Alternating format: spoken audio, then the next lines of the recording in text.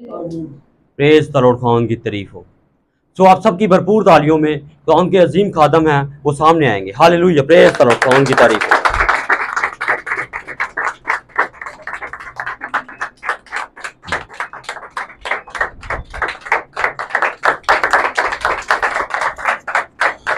शुक्रिया प्यारे भाई साबर, खुदावंद आपको बरकत बख्शे उस सारी खिदमत के लिए जो आपने यहाँ पर खुदावंद के मज़बा के ऊपर उसके लोगों के लिए सर अंजाम दी है। और यकीनन हम ईमान रखते हैं कि जितनी यहाँ पर वर्शिप हुई है वो हमारे लिए तैयारी का वो मरहला है जिसमें हम उस बीज को जो हमारे ज़माने में नबी के ज़रिया से बोया गया है उसको हम रिसीव करेंगे और फिर उसे कंसीव करेंगे। आमीन। और आप सब जानते हैं जो कि इस ज़माने के कलाम के ज़ेरे असर हैं। आप जानते हैं हर ज़माने का एक मसा रहा है। गौर से मेरी बात को सुनिएगा, ये बात बड़ी ख़ास है। हर ज़माने में एक मसा खुदावंद की ओर से आया है, खुदावंद की तरफ से आया है, और एक मसा इब्लीस की तरफ से आया है। हालेलुया। तो हम खुदावंद का शुक्र करते हैं कि हम खुदावंद के उस मसा के नीचे हैं जो आखिरी ज़माना में बेदों की सूरत में नबी के ज़रिया से और 7वें कलीसियाई फरिश्ते के ज़रिया से कलीसिया को दिया गया, बैनुल अक़वामी कलीसियाओं को दिया गया। आमीन। कुछ लोगों को इसका जायका पसंद आया और कुछ को इसका जायका पसंद नहीं आया। आमीन। हालेलुया। तो खुदावंद का शुक्र हो आज के खूबसूरत दिन के लिए भी और लोगों के यहाँ पर आने के लिए कि खुदावंद ने उनको सेहत दी, सलामती दी, बरकत दी है और वो यहाँ तक पहुंचे हैं मेरे अजीजों। और ये खुदावंद का बहुत बड़ा एक आपको एक वरदान है, आपकी अच्छी सेहत का होना, आपकी जिंदगी का बढ़ना और आपके लिए खुशी के साथ यहाँ पर अपने कदमों पे चलकर खुदावंद के घर में आना, ये बहुत एक अजीम और बड़ी बात है। आमीन। और आपको चाहिए कि इस बात के लिए खुदावंद का शुक्र अदा करते रहें। और उससे बढ़कर यह कि खुदावंद के घर में आना एक इजाज की बात है, एक इज्जत अफजाई की बात है। और मैं अक्सर कहा करता हूं कि दुनिया के अंदर बेशतर लोगों को यह इज्जत नसीब नहीं होती। आमीन। वो इस इज्जत की अहमियत को समझ नहीं पाते और जो इज्जत की अहमियत को समझ पाता है, जब खुदावंद उसे मदऊ करता है, बुलाता है, उसे इनविटेशन देता है और वो आता है, तो इसका मतलब है बुलाए हुए को खुदावंद ने इज्जत दी है और हमने उस इज्जत को कबूल किया है। हालेलुया। खुदावंद आपको बरकत दे। मेरी तरफ से आज की सुबह में खुदावंद यीशु मसीह के फतहमंद नाम में मेरे अजीजों आपको सलाम कबूल हो और खुदावंद आप सबको बरकत बख्शे। आए हम खुदावंद के कलाम की तरफ, वक्त की आवाज की तरफ जो है ध्यान करते हैं। जब मैं वक्त की आवाज की बात करता हूं तो इसका दूसरा मतलब है the voice of our age, हमारे जमाने की आवाज। आमीन। चलिए हम देखते हैं, पाक कलाम में चलते हैं हम रोमियो के खत के अंदर। मुकद्दस पौलुस रसूल की मार्फत लिखा गया रोमियो की कलीसिया के नाम खत, रोमियो का खत चैप्टर 8 हम निकालेंगे। हालेलुया। और 5वीं आयत से लेके हम इसे 11वीं आयत तक पढ़ेंगे। जी, कोई भी भाई से बुलंद आवाज में खुदावंद के लोगों के लिए, बहन भी इसको तलावत कर सकती है। क्योंकि जो जिस्मानी है वो जिस्मानी बातों के ख्याल में रहते हैं, लेकिन जो रूहानी है रूहानी बातों के ख्याल में रहते हैं। जी। और जिस्मानी नियत मौत है, मगर रूहानी नियत जिंदगी और इत्मीनान है। जी। इसलिए जिस्मानी नियत खुदा की दुश्मनी है, क्योंकि ना तो खुदा की शरीयत के ताबे है, हाँ जी, ना हो सकती है। जी। और जो कुछ जिस्मानी है वो खुदा को खुश नहीं कर सकते, जी। तुम जिस्मानी नहीं बल्कि रूहानी हो। लेकिन अब ब्राइड तू जिस्मानी नहीं है, तू रूहानी है। जी। के खुदा का रूह तुम में बसा हुआ है। लेकिन ब्राइड के लिए शर्त यह है कि उसके अंदर खुदा का रूह बसा हो। जी। मगर जिस कलीसिया में खुदा का रूह नहीं, वो उसकी ब्राइड नहीं। जी। अगर मसीह तुम में है तो बदन तो गुनाह के स्वभाव से मुर्दा है। जी। मगर रूह रास्तबाजी के स्वभाव से जिंदा है। जी। और अगर उसी का रूह तुम में बसा हुआ है, हाँ जी, जिसने यीशु को मुर्दों में से जलाया, हाँ जी, तो जिसने मसीह यीशु को मुर्दों में से जलाया और जी। तुम्हारे तुम्हारे फानी बदलों को भी अपने उस रूह के वसीला से जिंदा करेगा जी जो तुम में बसा हुआ है। जी, पढ़ते जाएं। बस ऐ भाइयों हम 14वीं आयत तक पढ़ेंगे हम जी। ऐ भाइयों हम कर्जदार तो हैं ऐ भाइयों हम कर्जदार तो हैं मगर जिस्म के नहीं, नहीं के जिस्म की एक, हाँ जी, मगर दोबारा पढ़िए इस आयत को, दोबारा पढ़िए। बस है भाइयों हम कर्जदार तो हैं मगर जिस्म के नहीं, के जिस्म के मुताबिक जिंदगी गुजारें जिस्म के मुताबिक जिंदगी गुजारें जी। क्योंकि अगर तुम जिस्म के मुताबिक जिंदगी गुजारोगे तो जरूर मरोगे। हाँ जी। अगर रूह के मुताबिक रूह से बदन के कामों को लेस तो नबूद करोगे तो जीते रहोगे जी। इसलिए कि जितने खुदा के रूह के मुताबिक हिदायत से चलते हैं, इसलिए कि जितने खुदा के रूह की हदायत से चलते हैं, जितने जी, वही खुदा के बेटे हैं। वही खुदा के बेटे हैं। खुदा के कलाम का पढ़ा जाना, सुना जाना मेरे अजीजों हम सबों के लिए बायस बरकत हो। और खुदा इस कलाम के बायस हमारी जिंदगी पर अगर किसी भी तरह की कोई मुश्किल है, कोई भी बीमारी है, कमजोरी है, वबा बला है, तो इस कलाम के सादर होने से वादे के मुताबिक जाए, क्योंकि कलाम में लिखा है वो अपने कलाम को नाजिल करता और लोगों को शिफा देता है। तशरीफ रखिए, खुदा आपके साथ हो मेरे अजीजों। Hallelujah, hallelujah. ईमान के साथ बैठें और ईमान के साथ कलाम को सुने। यकीनन ये कलाम आपकी जिंदगी में तब्दीली लेकर आएगा, बरकत लेकर आएगा। हालेलुया। यहां पर मेरे पास हवाला जात और भी हैं, अगर किसी को चाहिए होंगे तो आपको मिल जाएंगे। इससे पहले कि हम खुदावंद के कलाम के मुताबिक जो यहां पर बीज हमें दिया गया है उसको कलीसिया की जमीन में बोएं, उसको कलीसिया की जमीन में बोएं। इससे पहले कि हम कलीसिया की जमीन में उस बीज को बोएं जो यहां पर खुदावंद ने हमारी मुट्ठी में दिया है, आमीन, उस बीज को शावर करें। इसलिए जरूरी है कि जमीन जो है वो अपना मुंह खोले ताकि बीज को कंसीव करे, रिसेप्शन और कंसेप्शन का काम शुरू हो। आमीन। तो आपने अपने दिल को, जहन को, ख्याल को खोल के रखना है जरा, ताकि आपके लिए इस कलाम में से बरकत जरूर आए। आमीन। और बरकत के बाद अगला कदम होता है तब्दीली, क्योंकि कहीं ना कहीं हम में कोई ना कोई कमी तो रह जाती है। आमीन।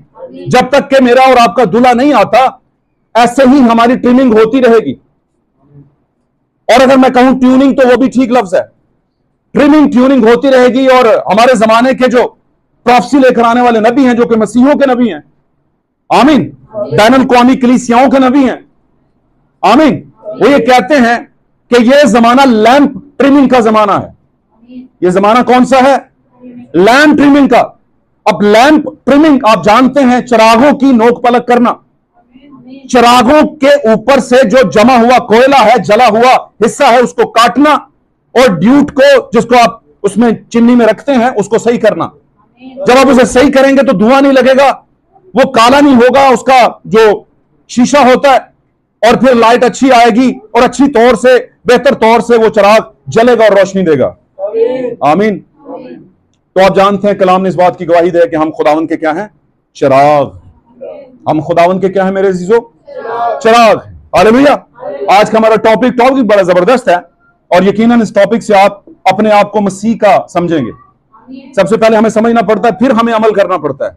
जब हमें यही समझ नहीं कि हम मसीह के हैं भी या नहीं, तो हम अमल कैसे करें? करेंगे नहीं, कर ही नहीं सकते। हालेलुया। तो आज का हमारा टॉपिक है the adopted sons and daughters of God. खुदावन खुदा के ले पालक बेटे और बेटियां। हालेलुया।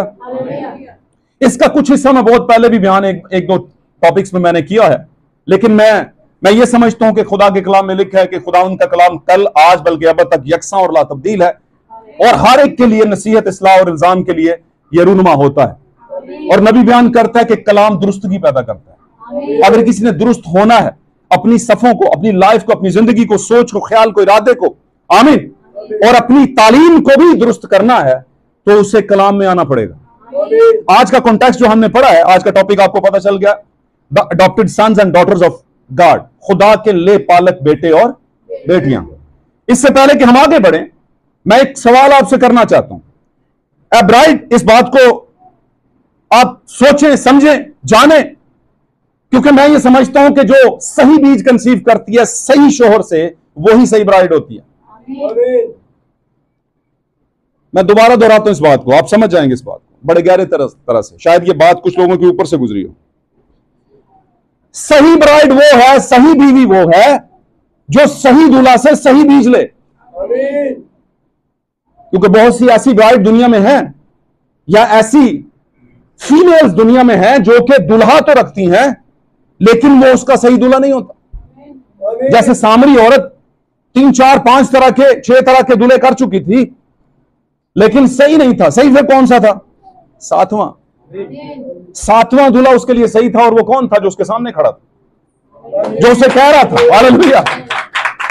और 7 जो है, 7 के मुतालिक अगर मैं बात करूं तो टॉपिक पीछे रह जाएगा, लेकिन मैं थोड़ी सी बात कर देता हूं। 7 के मुतालिक बाइबल मुकद्दस में, यानी 7 के मुतालिक बाइबल मुकद्दस में बहुत कुछ कहा गया है, और बहुत डिफरेंट एंगल से कहा गया है। आप इसको बहुत तरीकों से समझ सकते हैं, और यह भी इसकी एक शानदार किस्म की क्वालिटी है 7 की, बाइबल के 7 की। आमीन।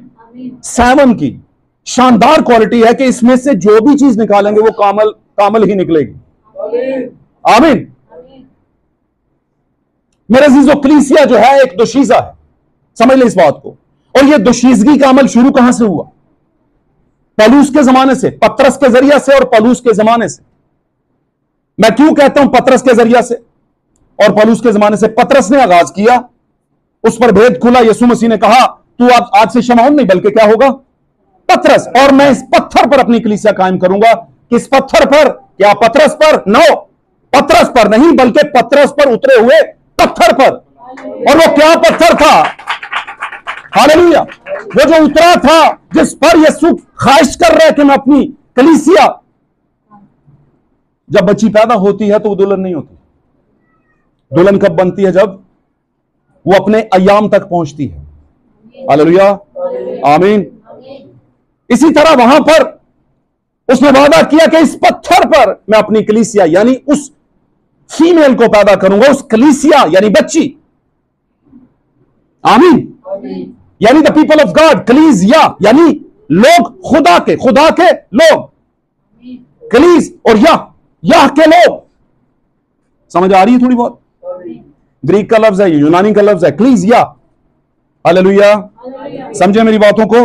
तो वो बच्ची वहां पर पैदा हुई, वादा किया गया उस बच्ची का, उस कलीसिया का वादा किया गया। फिर टाइम आगे बढ़ा और यीशु सलीब पर जान देकर सारे हालात को अपने को पूरा करके, वो जो नबियों की मार्फत लिखा है सबको पूरा करके आसमान पर गए। और 50वें दिन पेंटिकोस्टल टाइम के मुताबिक 50वें दिन रूह कुद्स उतरा और उस बच्ची पर मोहर कर दी, मसा किया तेल के साथ। और वो तेल क्या है? रूह कुद्स की अलामत। उससे मसा किया और जो ही मसा आया, कलीसिया ने बताया कि मैं कुछ हासिल कर चुकी हूं, मुझ पर मोहर है, मैं मसीह की कलीसिया हूं, मैं वो दोशीजा हूं जो यीशु की ब्राइड होने के लिए तैयार बैठी हूं। बात समझ रहे हैं? इसके फेजेस हैं, मैं फेजेस पे बात नहीं करूंगा। Adopted sons and daughters of God, खुदा के बेटे और बेटियां। Hallelujah, hallelujah. 7 की बात कर रहा था। 7 कलीसियाई जमाने, पहला जमाना शुरू हुआ पौलुस के साथ। उसे किसके साथ नामजद किया गया? पौलुस, क्योंकि पौलुस ने गैर कौमों में से क्या ली? कलीसिया ली। और दूसरा अरेनियस, आमीन। फिर आगे मार्टिन, फिर कोलंबस, फिर मार्टिन लूथर, फिर जॉन वेस्ली, और फिर आखिर में क्या? भाई विलियम मैरियन ब्रैनम। ये 7 लोग आए हैं कलीसिया के लिए। और 7 पूरा कहां पर हो रहा है? आखिरी कलीसियाई जमाने के फरिश्ते के लिए। और उसके मुतल्लिक मुकाशवा 10:7 में लिखा है। क्या लिखा है? फिर 7वें कलीसिया की आवाज देने के जमाने में, जब वो नरसिंगा फूंकने को होगा, कौन? 7वां कलीसियाई जमाने का फरिश्ता जब नरसिंगा फूंकने को होगा, तो खुदा का वो पोशीदा मतलब जो उसने अपने नबियों और बंदों से छुपा रखा था, पूरा हो जाएगा। वो मतलब कौन सा मतलब? किस मतलब की बात खुदावन मुकाशवा 10:7 में कर रहा है? कौन सा मतलब जो छुपाया हुआ था? यह कैसा मतलब था कि एक जमाने में यीशु से भी छुपाया गया? ये कौन सा मतलब था? ये सारा क्या हो जाएगा? 7वें जमाने में 7वें फरिश्ते के जरिए से जाहिर हो जाएगा। और मैंने जैसे पिछले बार भी कहा था कि पहले फरिश्ते में और आखिरी फरिश्ते में नबूवत भी है। यानी पौलुस रसूल पहला फरिश्ता, उसमें नबी होने की नबूवत भी है, वो कलीसिया का नबी भी है, बड़ी बड़ी नबूवतें की हैं उसने, पाक कलाम में दर्ज किया गया है कसरत के साथ। वो जहां पर खड़ा हो गया उस जैसी कोई दूसरी बात नहीं कर रहा, बस एक कर रहा है, यीशु मसीह कर रहा है। उससे जो बात कंपाइल करती है, पैचअप करती है, वो यीशु की करती है। और इसलिए वो कहता है कि तुम खुशनसीब हो, 12 शागिर्दों, तुम खुशनसीब हो कि तुम यीशु के साथ बदनी तौर पर चले फिरे हो। बड़ी खुशनसीबी है तुम्हारी। लेकिन उस जमानों में जब तुम यीशु के साथ चलते थे, मैं यीशु का बहुत बड़ा मुखालिफ था और मैंने देखा भी नहीं था कि यीशु कौन है, किधर है यीशु, बस सुना था। मेरा उससे बदन में टाकरा ही नहीं हुआ। हालेलुया। कहते हैं मुझे खुदावंद यीशु मसीह खुद मुकाशफा देता है। देखिए कितनी शानदार बात है। वो उनको शानदार बात कह रहा है कि बदन में वो तुम्हारे साथ था, लेकिन उससे बड़ी शानदार बात क्या है? जिसको मैंने देखा नहीं वो मुझे मुकाशफा देता है। आमीन। और पौलुस इसी तजर्बे को आगे लेकर बयान करता है। वो कहता है जब कोई चीज देख ली जाए तो फिर ईमान किधर गया? जब आपके सामने चीज खड़ी हो तो ईमान क्या? वो तो देखी हुई है। इसलिए ईमान अनदेखी चीजों का क्या है? सबूत है। अगर आप ईमानदार हैं तो जब चीजें नहीं है फिर ईमान लाएं, पता चले आपके ईमान का कितना तगड़ा ईमान है आपका। और यही है ब्राइड जो कि ईमान रखती है।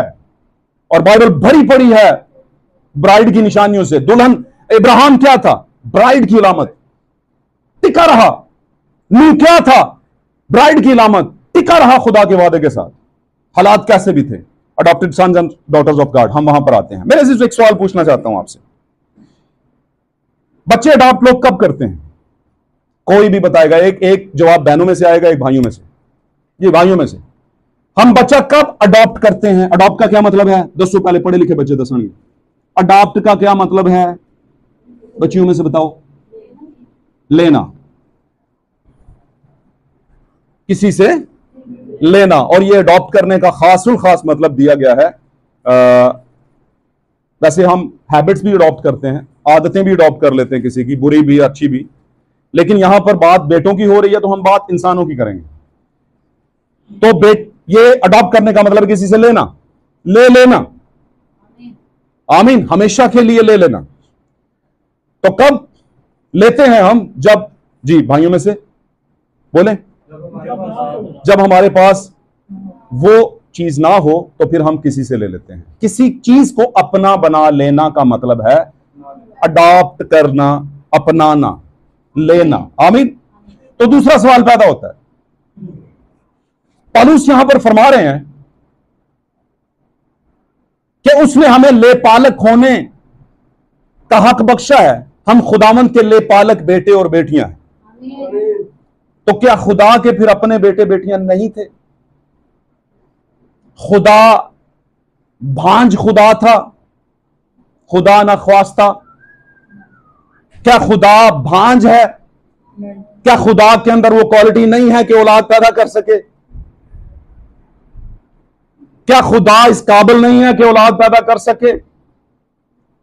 आपको वाकया याद होगा जब यीशु मसीह शहर यरूशलेम की तरफ रवा दवा है और खजूरों का और सारा समा सिनेरियो चल रहा है वेलकमिंग का, और कह रहे हैं होशाना होशाना, तू जो इब्ने दाऊद, तू जो खुदावंद के नाम से आता है, होशाना। आमीन। और वो जब आ रहे हैं तो फकीर और फरीसी जल कर कहने लगे कि तू है उस्ताद, इनसे कह के ये चुप कर जाए। और यीशु ने क्या कहा? मैं तुमसे सच कहता हूं, अगर ये चुप कर गए तो ये पत्थर बोलना शुरू कर देंगे। हालेलुया। ये पत्थर बोलना शुरू कर देंगे। और दूसरे मकाम पर खुदावंद ने फरमाया कि खुदावंद अपने इब्राहिम के लिए इन पत्थरों में से औलाद पैदा कर सकता है। तो मतलब साफ है कि खुदावंद तो भांज नहीं है, वो कहीं से भी कुछ भी पैदा कर सकता है। तो क्यों जरूरत पड़ गई उसे अडॉप्ट करने की? This is a big question. ये बहुत बड़ा सवाल है जो हमने कभी अपने आप ना सोचा होगा, ना कभी देखा होगा। ना समझने की कोशिश की होगी, बस एक चीज समझने की कोशिश की होगी, बच्चे को दाखिल कराना है, पादरी का सर्टिफिकेट, बच्ची का निकाह करना है, पादरी को बुलाओ, सालगिरह में बरकत देनी है, पादरी को बुलाओ। और ये ग्रेट थिंग है, आपकी जिंदगी की बहुत खूबसूरत बात है कि आप अपने कामों में पास्टर को याद करते हैं। लेकिन याद रखिए, पास्टर का भी एहतसाब होगा और आपका भी एहतसाब होगा। एहतसाब समझते हो ना किन्हों कहते हैं? हिसाब किताब, किन्ने पानी च सो तुसी, चलो हिसाब किताब दो, तुहानू छड्डिया ही दुनिया दे विच, की करके आए हो? बात समझे कि नहीं समझे? आमीन, हालेलुया। तो adopted sons and daughters of God, खुदा के बेटे, और अगर कहीं ना कहीं पर आपको लगे कि आप खुदा के बेटे और बेटी हैं तो फख्र करें इस बात पर, खुदावंद के नाम पर फख्र करें और फख्र सही बात पे किया करें। आमीन। और जो खुदावंद के नाम पर फख्र करते हैं वो दूसरों के लिए हलीम बन जाते हैं। हलीम का मतलब बहुत टेंडर हो जाते हैं, बहुत नरम होते हैं, उनके लफ्जों के अंदर नरमी होती है, मोहब्बत होती है, सह जाते हैं, सुन के भी अनसुनी, आय हाय छोड़ दो, वो जवाब नहीं देते। पौलुस ने शानदार किस्म का चैप्टर लिखा है बाइबल मुकद्दस में, करंथियों के खत के 13वें बाब को पढ़ा करें, हर ईमानदार को पढ़ना चाहिए। मैं कहता हूं, मेरी एडवाइस है आपको, पढ़ें, आपकी लाइफ ना बदले, मुझे पकड़ लेना। सही कह रहा हूं मैं आप? जब आपको ऐसे लगे कि सब छड़ गए, सारे दुख दर्द सारे आ गए ने उत्ते, लोगों ने जुल्म कर दिता साढ़े ते, पाक कलाम दे विचों 13वां बाब पढ़े करंथियों का। मोहब्बत सब कुछ सह लेती, मोहब्बत शेखी नहीं मारती। ये जो शेखी वाली बात है ना, ये तो आय हाय, अब इसी को लेकर के कलीसिया में इंजेक्शन लगाता जा रहा है और वो बता रहा है तेरे को भी दो गल्ला हैं। वो कहते हैं हम किसी से कम है क्या? तो ये सबसे दुनिया में खतरनाक बात है। हमेशा याद रखिए मेरे अजीजों, खुदा भांज नहीं है। खुदा इब्राहिम के लिए पत्थरों में से औलाद पैदा कर सकता है, और अगर देखा जाए तो इब्राहिम और सारा पत्थर ही थे। क्योंकि एक भांज शख्स जिसकी उम्मीद जाती रहती है वो पत्थर से कम नहीं होता, और पत्थर वो चीज होती है जिसमें जान नहीं होती।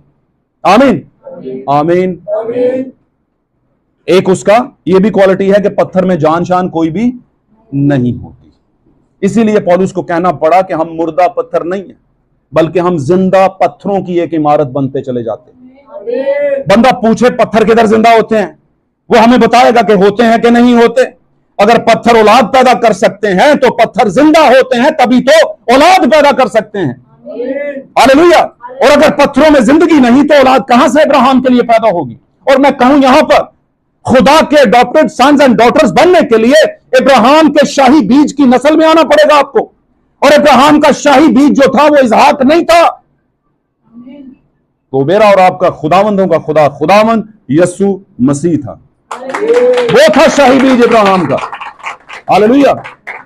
और आज हम जब यीशु मसीह के लहू पर, उसके मरने पर, जी उठने पर और फिर दुनिया में दोबारा आने पर ईमान रखते हैं, तो फिर हम उसी नस्ल में, उसी मिरास में शामिल हो जाते हैं जिसमें यीशु मसीह एज ए बेटा शामिल है, एक बेटा होने के नाते से शामिल है।